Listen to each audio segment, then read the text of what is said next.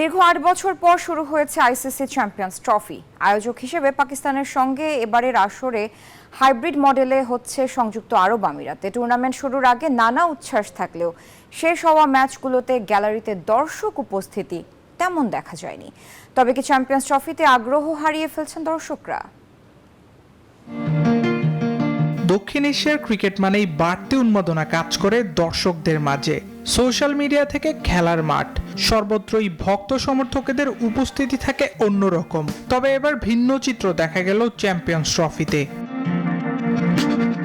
দীর্ঘ ২৮ বছর পর কোনো আইসিসি ইভেন্ট আয়োজন করছে পাকিস্তান। হাইব্রিড মডেলের এই টুর্নামেন্ট মাঠে গড়িয়েছে সংযুক্ত আরব আমিরাতেও। তবে উদ্বোধনী দিন স্বাগতিক পাকিস্তানের খেলা থাকলেও দর্শক সংখ্যায় সেভাবে নজর কাটতে পারেনি করাচি ন্যাশনাল স্টেডিয়াম। একই অবস্থা দেখা গেছে দুবাইয়ে হওয়া ভারত বাংলাদেশ ম্যাচেও। টাইগারদের হতাশাজনক পারফরমেন্সে দুবাই আন্তর্জাতিক স্টেডিয়ামের গ্যালারির অধিকাংশই ছিল ফাঁকা। সেই সঙ্গে দাপটে খেলে টাইগারদের হারানো ভারতকে নিয়েও গ্যালারিতে তেমন কোনো শোরগোল কিংবা স্লোগান দেখা যায়নি। যেখানে দেশটিতে আইসিসি ইভেন্ট বরাবরই মাঠে থেকে এশিয়ার দেশগুলিকে দর্শকরা তাদের দলকে সমর্থন দিয়ে থাকে, সেখানে এবার দেখা গেল উল্টো চিত্র। আর তাতেই সাবেক ইংল্যান্ড অধিনায়ক মাইকেল ভন সামাজিক যোগাযোগ মাধ্যম এক্স হ্যান্ডেলে আয়োজক পাকিস্তানকে খোঁচা দিতেও ছাড়েনি। পাকিস্তানের চ্যাম্পিয়ন্স ট্রফি হচ্ছে দেখে ভালো লাগছে।